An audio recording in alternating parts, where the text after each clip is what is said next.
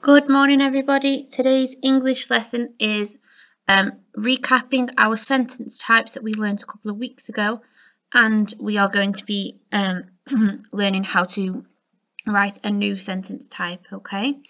So hopefully you can remember a few of them from a couple of weeks ago, but we are going to try and use them today for our new piece of writing because they looked lovely and sounded really brilliant in your last piece of writing, okay? So first of all, we've got our noun, which, where, who sentence.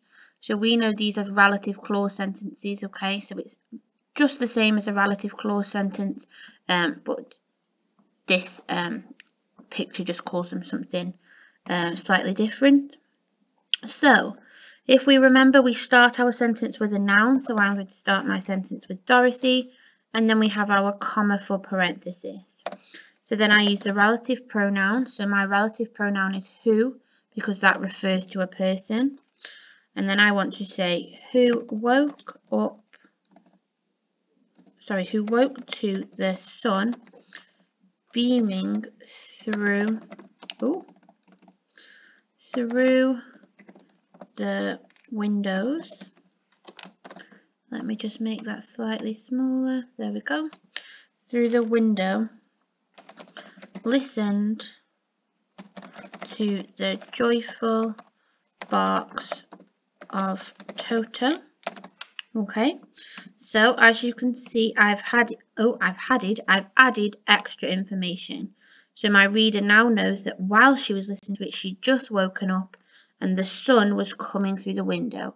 And remember, if I were to take that clause out that's between the two commas, it should still make sense by itself. So Dorothy listened to the joyful barks of Toto. So it still makes sense, and I've still got my extra information in there. So I want you to have a go at doing three examples, please. Okay, so 3 more examples of those sentences. Remember all the characters we have got as well. So we've got Toto, the Tin Man, the Scarecrow, Dorothy, the Sawhorse. Some of you might have the lion. Okay, so you've got lots and lots of characters to talk about. Or you could talk about the setting, couldn't you? You could talk about trees or the river or anything like that. Okay, and then we've got the emotion word comma sentence. So that's when our sentence begins with an emotion word or an adjective, has a comma, and then tells us why the character has that feeling. Okay, so I'm going to apply this to when my characters are walking through the dark forest in part 2. Okay, so I'm going to start off with spooked. So spooked, Scarecrow hung on to Dorothy's arm. Okay, so as you can see, I've got my emotion word, my adjective, and I've explained what he's doing because of that feeling. Okay, and hopefully you've realised I've used this apostrophe here to show possession because the arm belongs to Dorothy. So I need you to do me 3 examples of that one. Okay, then we have got the add same add sentence.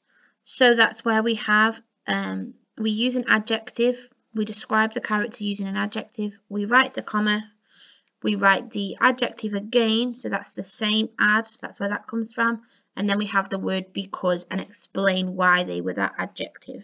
Okay, so I'm going to write this about the Sawhorse. So Sawhorse was delighted.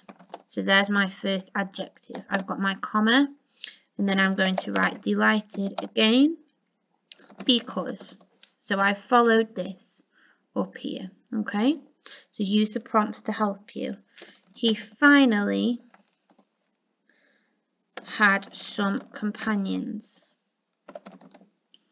Okay, and then you could extend that sentence when it comes to doing your writing. So you might add on after years of being alone. Okay, so again, 3 examples of different those different sentence types. Then we have got our inside-outside sentence. So remember, the outside-inside sentence, the information on the outside of the bracket tells us what the character is doing or feels or looks like on the outside. And then on the inside, it's their true feelings, their true inner feelings, okay? So I'm going to use the lion. So lion tried to give a ferocious roar, okay? But remember, our lion is cowardly, isn't he? So inside, however, so I'm using the same structure as up here. He felt sick with nerves. Ooh. Struggle to spell that one then. With nerves, okay? So on the outside, he's trying to act fierce and ferocious and scary, but on the inside, he's really nervous and probably terrified, okay? So again, 3 examples of that sentence. And then finally, this is our new sentence type. Oh, here is our new sentence type, okay? So this is called many questions. So you can see here, if we read this, it says start a question and a question mark. Sorry, start with a question and a question mark, followed by further words and phrases which pose linked questions. Beware, you don't need to start each phrase with a capital letter. So some examples they've given are, where is the treasure? The diamonds, the gold, the rubies. Or they've got, what if she was lost, trapped, captured, murdered? Okay, so we want to apply, I think this would work really nicely in our dark forest scene. Okay, so the sentence that I've come up with, and if you've seen the movie, you will recognise this phrase, and it's in the book actually as well. So what were those sounds? So my characters are in the dark forest. And remember, they can hear all these growls in the background, can't they? So what were those sounds? Lions, tigers, bears. Okay, so we're questioning what the sounds were, and then we're almost giving examples through questions of what those things could be. Okay, so for this one, I want you to think of just 2 examples this time, because I think there only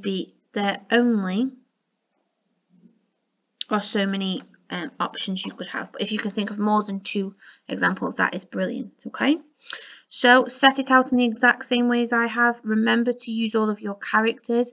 Remember to think about all of the different parts you've planned, because then when you draft tomorrow, you can literally pick them up and put them into your writing.